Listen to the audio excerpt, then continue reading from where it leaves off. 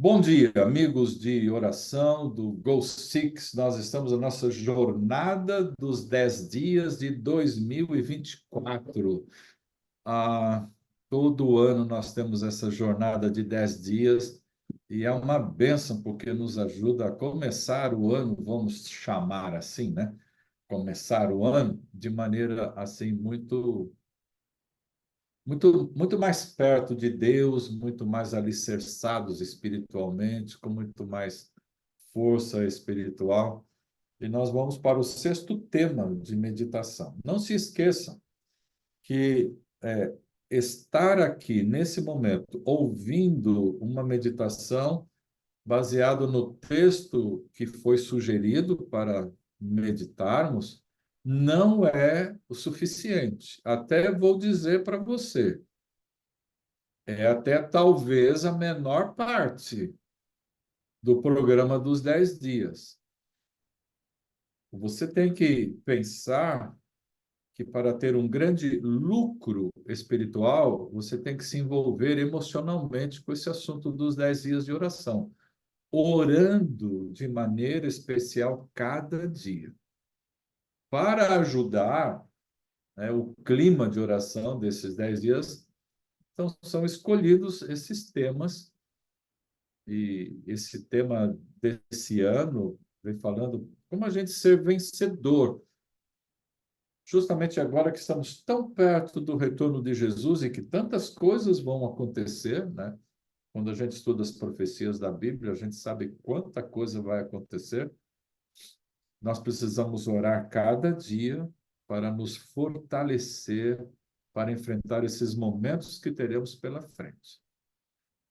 Já vimos aqui vários temas de como ser vencedores. Nós começamos ali estudando como vencer o engano, como vencer em Cristo, como vencer no juízo investigativo, como vencer no sofrimento, como vencer as armadilhas de Satanás. E quase que uma sequência do tema de ontem, vencendo as armadilhas de Satanás, nós temos o tema de hoje que é vencendo a ameaça da consciência. Deixa eu repetir um texto que eu li para vocês ontem, que está no livro Grande Conflito. Vou ler como introdução ao tema de hoje, mas eu quero lembrar esse assunto novamente com vocês.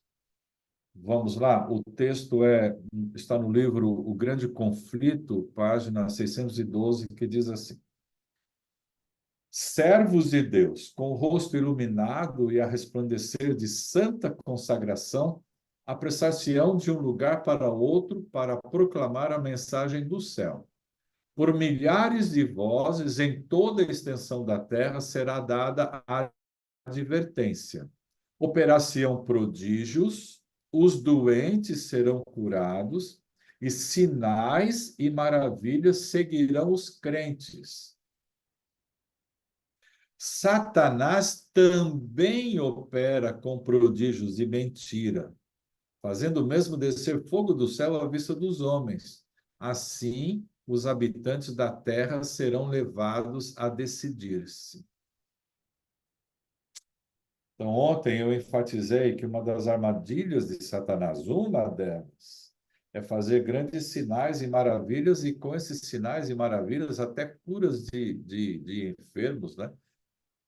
Milagres extraordinários, né? A Bíblia ensina para a gente que Satanás vai aparecer como um anjo de luz, vai fazer fogo descer do céu diante dos nossos olhos. Então, quem não estiver preparado, conhecendo bem a palavra de Deus, vai ser iludido. Agora, há um texto que eu acho que eu não coloquei ontem, e eu queria colocar aqui hoje. Em breve, o último grande engano aparecerá diante de nós. Veremos o anticristo realizando seus atos miraculosos. A contrafação se parecerá tanto com o verdadeiro que será impossível distingui-los sem o auxílio das Santas Escrituras. O testemunho da Bíblia deve servir de critério para testar toda declaração e todo ato sobrenatural. Reparem nessa frase que eu li agora. Será impossível distinguir entre o que é verdadeiro e falso sem auxílio da Bíblia, das Sagradas Escrituras. Olha, eu não estou exagerando. Mas o engano de Satanás, para iludir você, vai ser fortíssimo.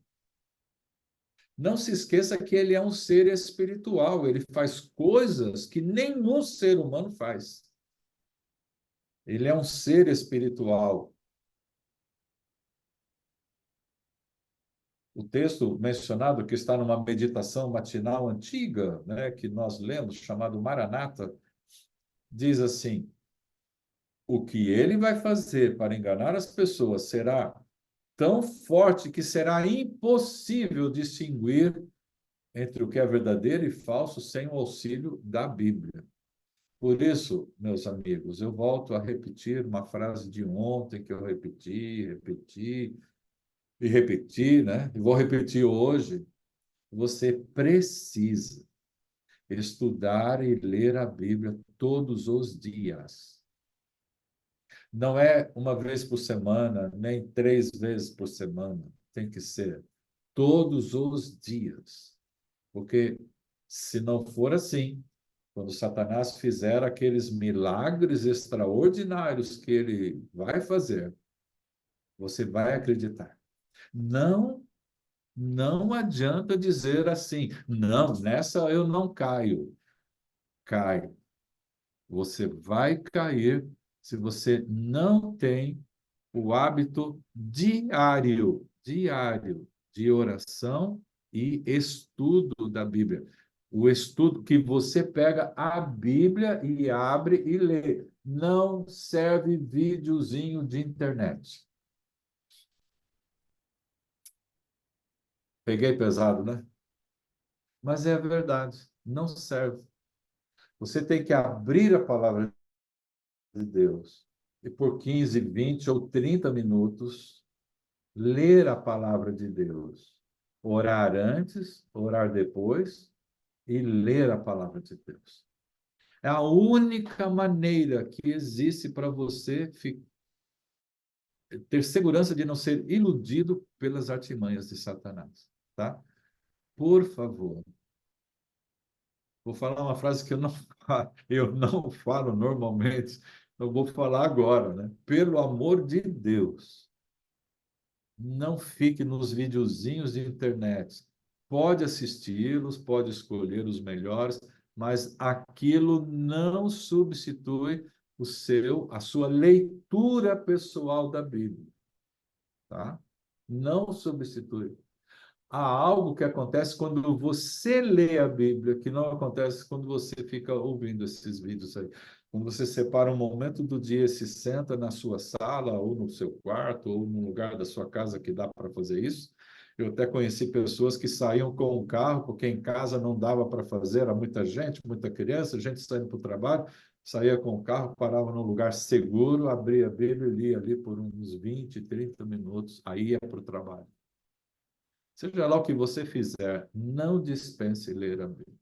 Tá. Então, isso aqui tudo foi para lembrar você do tema que nós estudamos ontem, dizendo Satanás vai ter um poder muito grande para enganar a gente, se a gente não ler a Bíblia, não estudar a Bíblia e não orar cada dia. Mas hoje nós temos outra advertência. Ontem e até agora, esse momento, nós estamos falando do que Satanás vai fazer para enganar você. Mas olha esse texto que está agora no texto separado para hoje, né? Para o tema de hoje, dos 10 dias de oração. Vou ler. Somente aqueles que têm fortalecido a mente com as verdades da Bíblia poderão resistir no último grande conflito. todos terão de passar pela prova decisiva. Obedecerei a Deus ou aos homens? Opa! Agora não é mais questão de ilusão. Agora não é mais questão de engano. Agora não é mais questão de Satanás fazer ali uma armadilha, uma tentação, um milagre, algo extraordinário para enganar você. Não, agora não está falando sobre isso. Agora está falando assim: todos terão de passar pela prova decisiva. Obedecerei a Deus ou aos homens? Esse é o tema de hoje. Amigos, há muitas circunstâncias que nos levam a, ocasionalmente ou frequentemente mesmo, entrar em conflito entre a vontade de Deus, a vontade própria e a vontade humana. Inclua-se aqui a vontade das autoridades civis ou políticas, e eu acrescentaria, ou religiosas. A vontade de Deus, a minha própria vontade e a vontade de autoridades civis ou religiosas, tentando impor sobre nós em que nós devemos crer. E quando surge esse conflito, e se somos ou estamos tentando ser seguidores de Cristo, com certeza teremos um problema que envolve a nossa consciência. Teremos um conflito na nossa consciência: obedecer a Deus ou obedecer aos homens.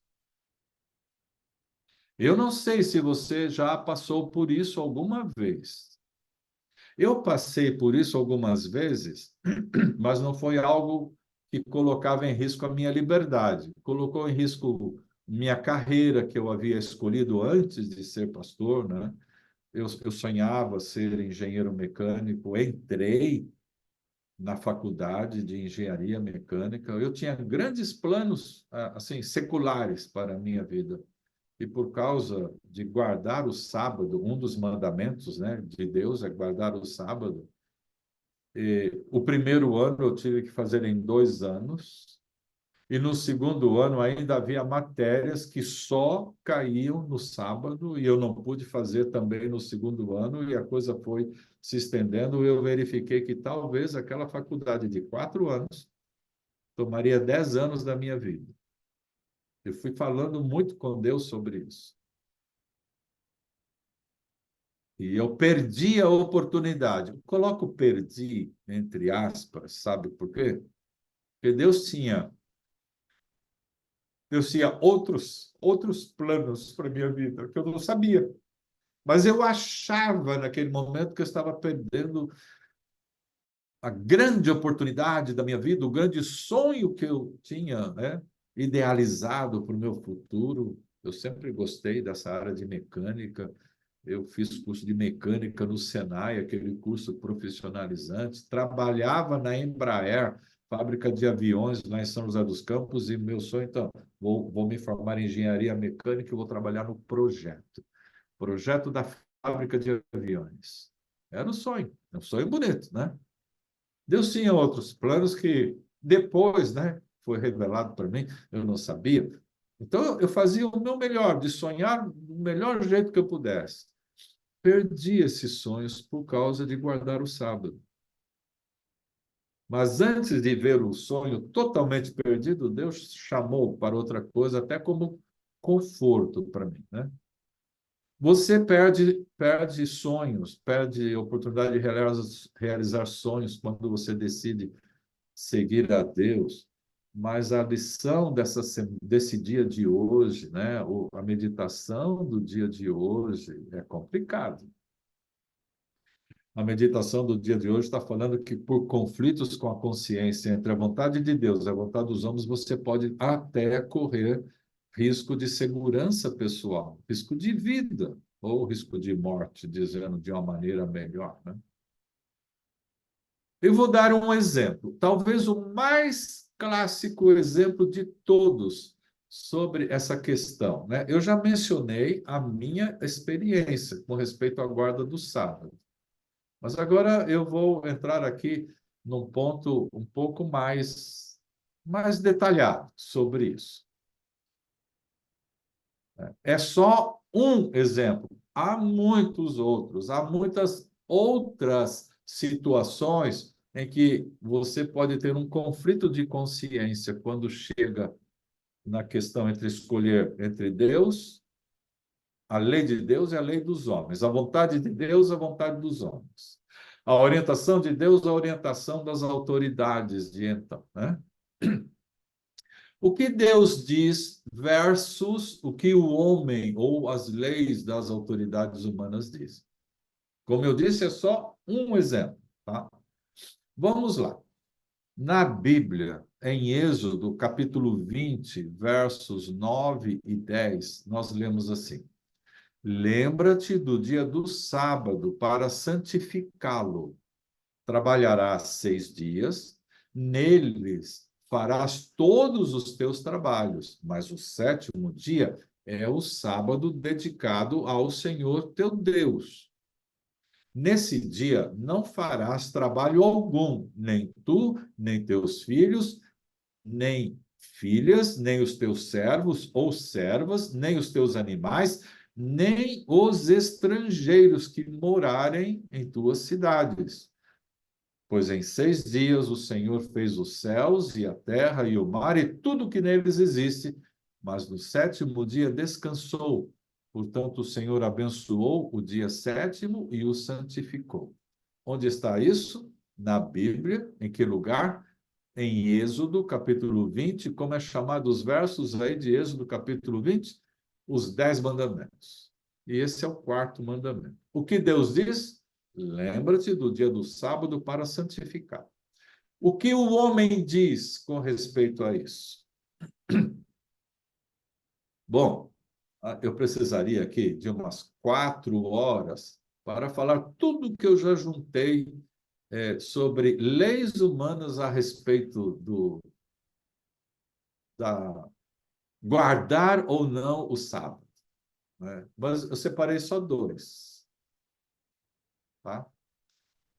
Por causa do tempo.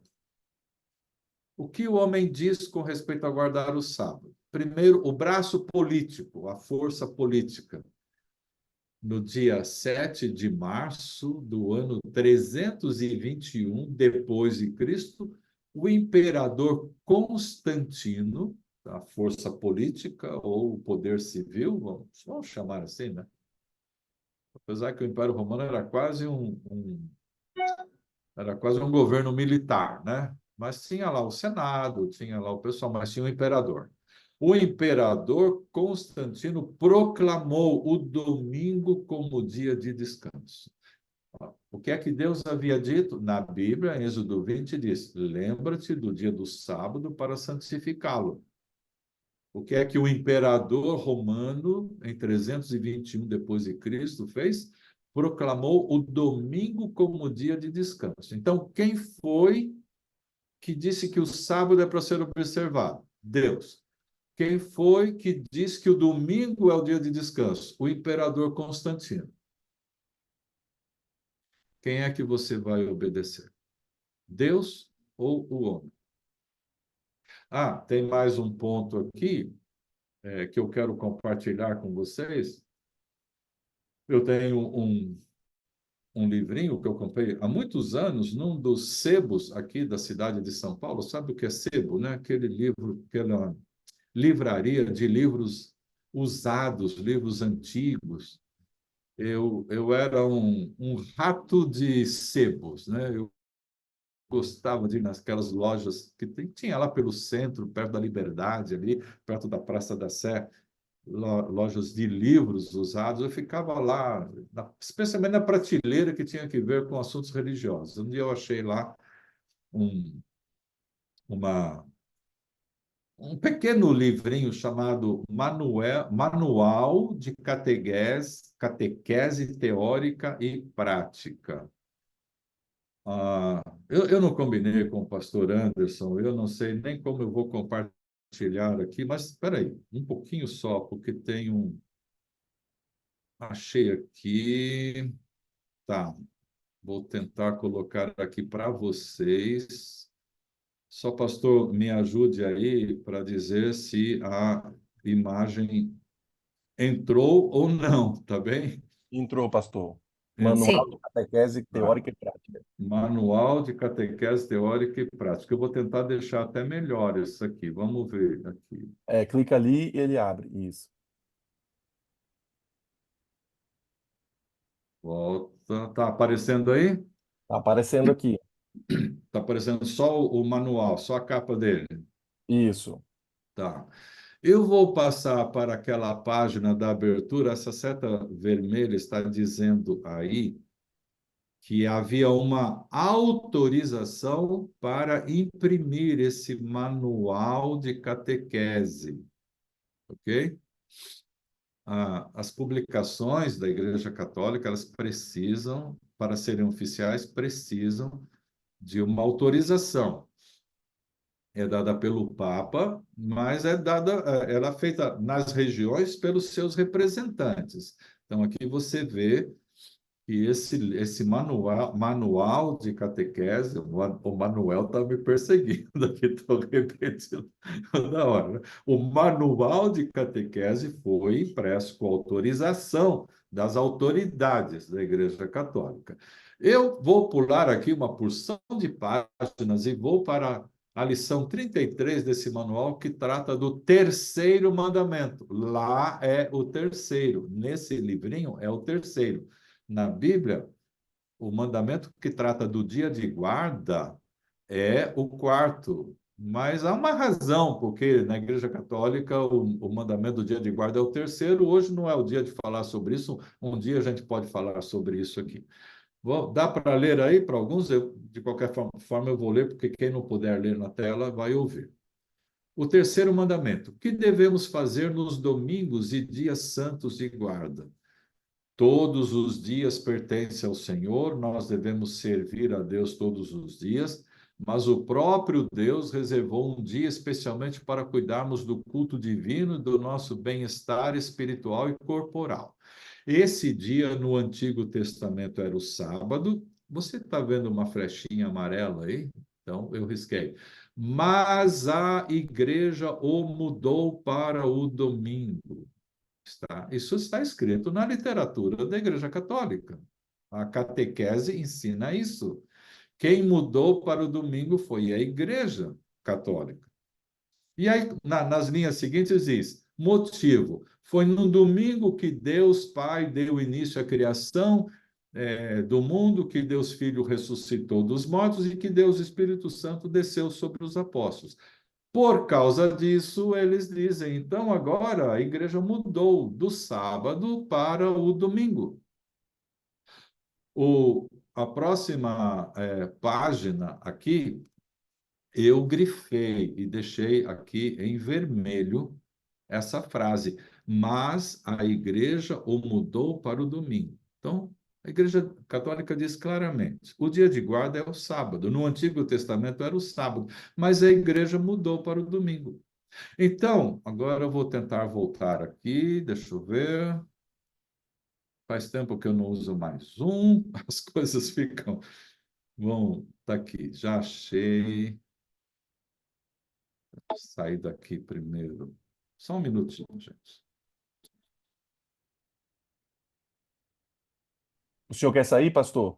Quero sair. Se você me ajudar também, legal, viu? É só o senhor colocar sair da tela. Deixa eu ver aqui. É que, na verdade, eu perdi o meu mouse aqui quando eu mudei de tela, tá bom? Ah, Ah, é agora Eu vou interromper aqui, pastor. Vou interromper.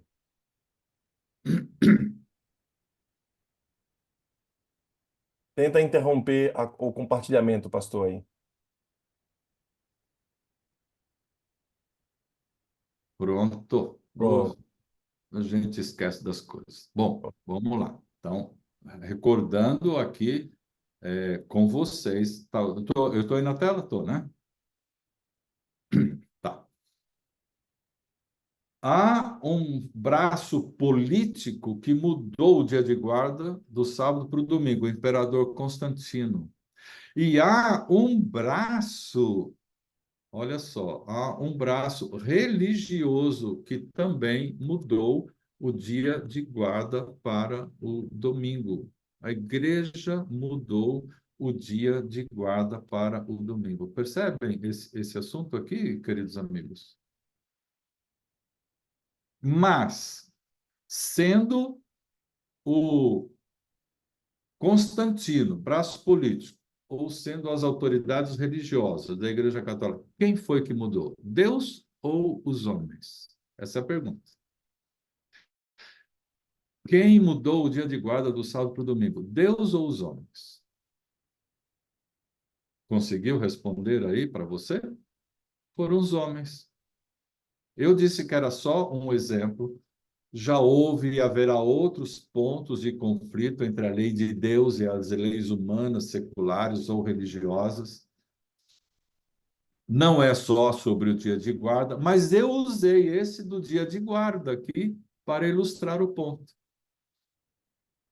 Hoje, 2024, nós já vemos muitos pontos de conflito entre a lei de Deus e as leis humanas. Mas a pergunta que não quer calar é: a quem eu obedecerei?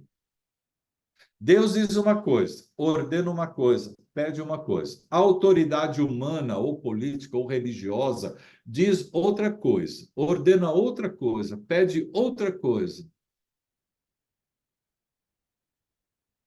A quem você vai obedecer? E ao nos aproximarmos mais do tempo do retorno de Jesus à Terra para buscar os seus filhos, haverá uma forte ameaça à nossa consciência.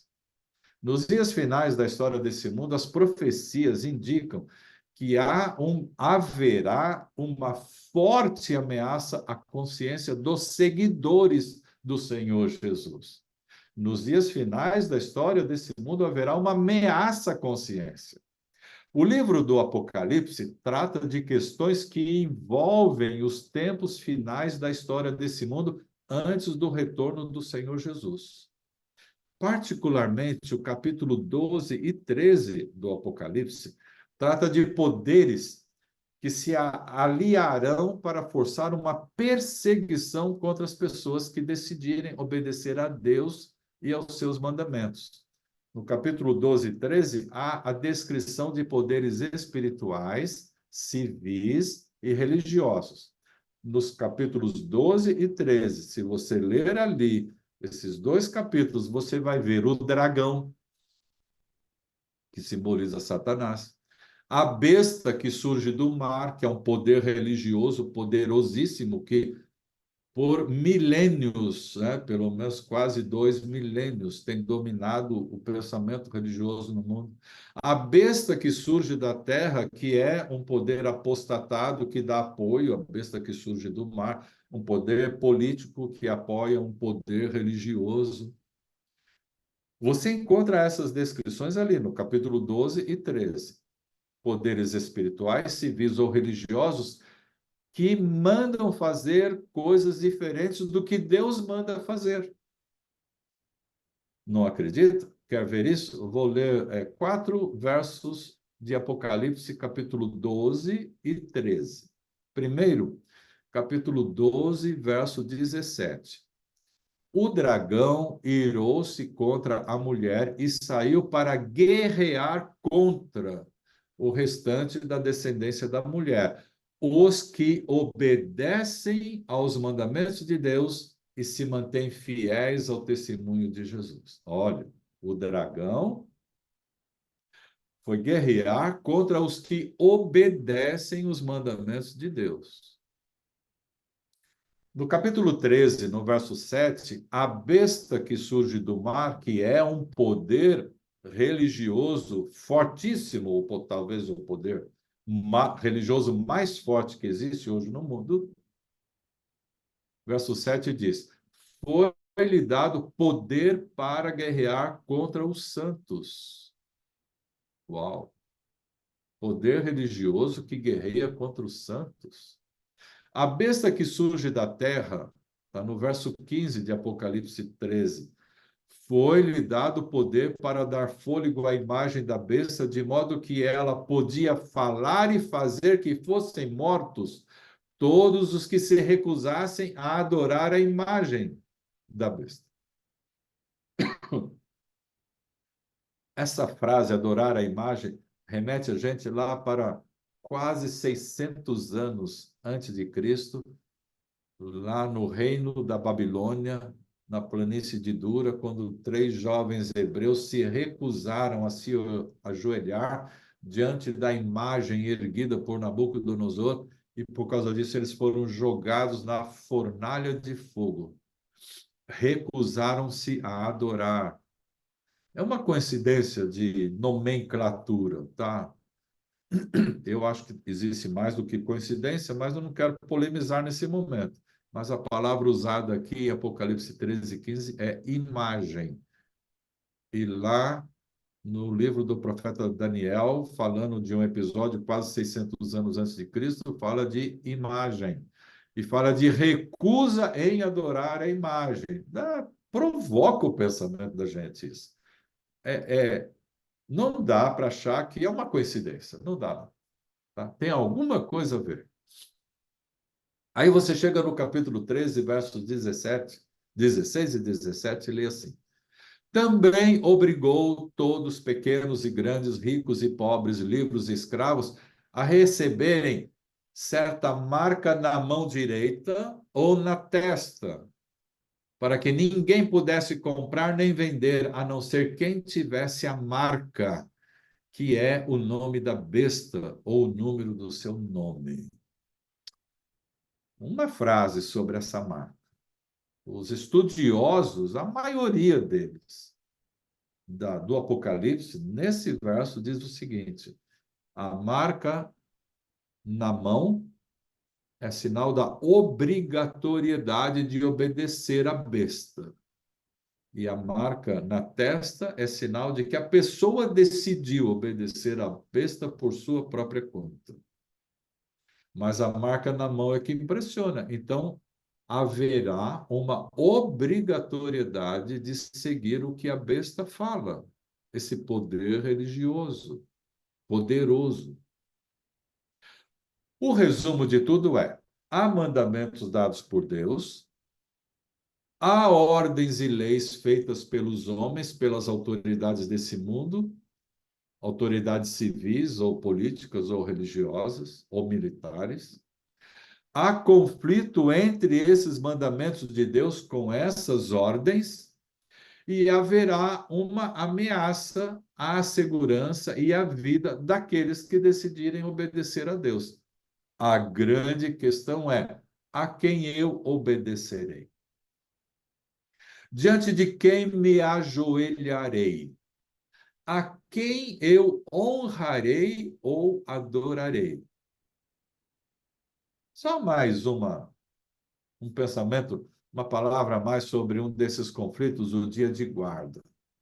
O que está envolvido na observância do sábado como dia de guarda? Há algo além da sua lealdade pessoal a Deus. Quando houver uma lei que obrigará você a guardar um outro dia, e pelas profecias do Apocalipse, de Daniel e de Apocalipse, nós chegamos à conclusão que haverá um momento que haverá uma lei que vai obrigar você a guardar um outro dia. Algumas pessoas não acreditam nisso, dizendo: a gente vive uma democracia. Olha, gente, democracia muda no piscar de olhos. Muda um presidente, muda os senadores ou deputados escolhidos numa determinada eleição, a maioria que pensa de um jeito passa, muda para a maioria que pensa de outro. Basta uma eleição para mudar tudo, tá? A democracia muda também. E, de repente, se coloca uma ordem. Agora você não vai mais observar o sábado, agora você vai observar outro dia da semana. Mas o que é que está envolvido na observância do sábado, além da demonstração da sua lealdade pessoal a Deus?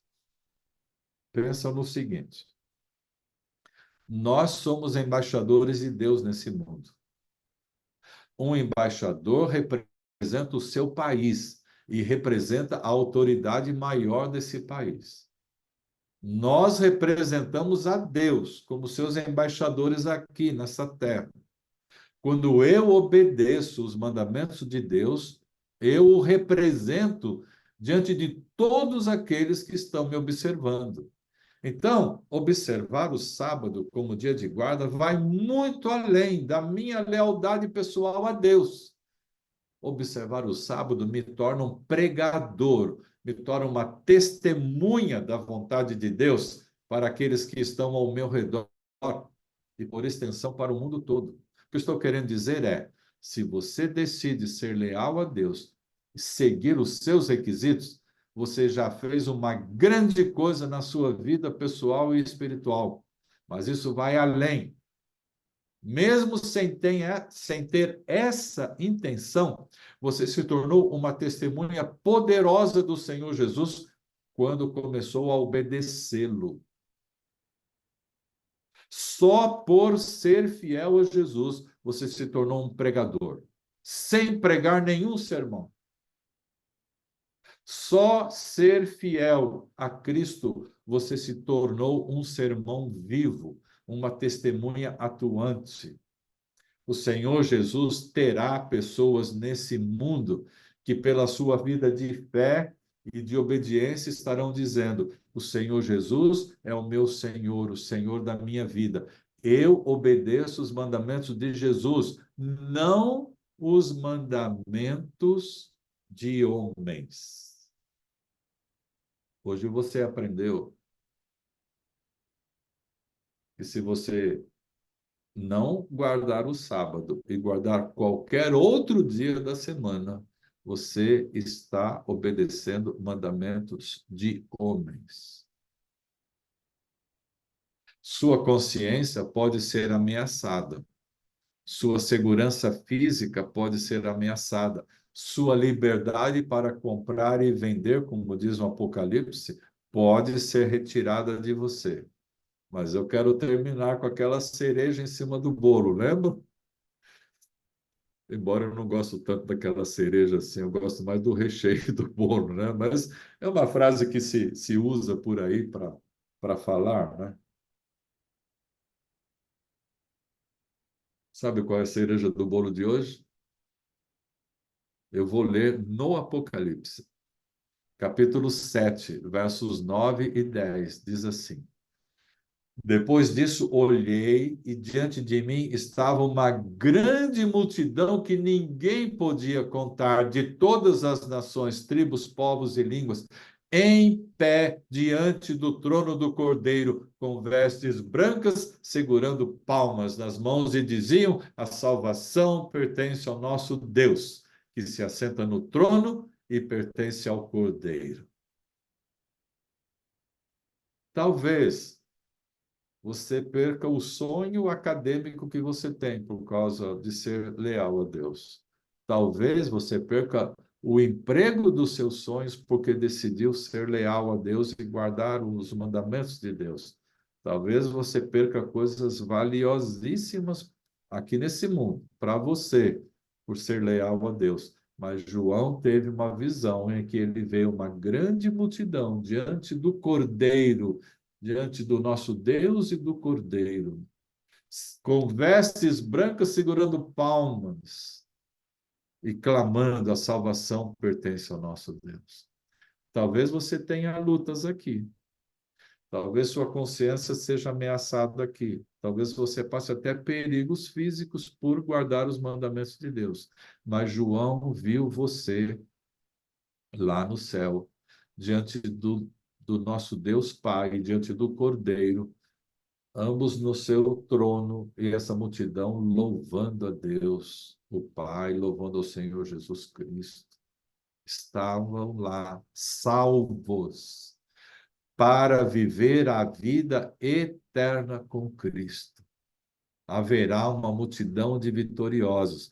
E se você fizer hoje a escolha de ser leal a Deus, você estará no meio dessa multidão que João viu. Quem é que você vai obedecer? Deus ou os homens? Se você obedecer os homens, talvez você ganhe algumas bênçãos dos homens aqui por algum tempo limitado. Se você decidir obedecer a Deus, você terá bênçãos eternas e você viverá a vida eterna. Talvez você perca uma coisa aqui, mas você receberá a coroa da vida eterna. Quem é que você vai obedecer? Deus ou os homens? Se escolher a Deus, você estará nessa multidão de salvos, diante do Cordeiro, uma recepção maravilhosa para os salvos. E depois vai viver com Jesus por toda a eternidade. Qual é a sua escolha hoje? Deus abençoe você, que Deus cuide de você e que Deus ajude você a fazer a melhor escolha na sua vida. É o meu desejo para você nessa manhã.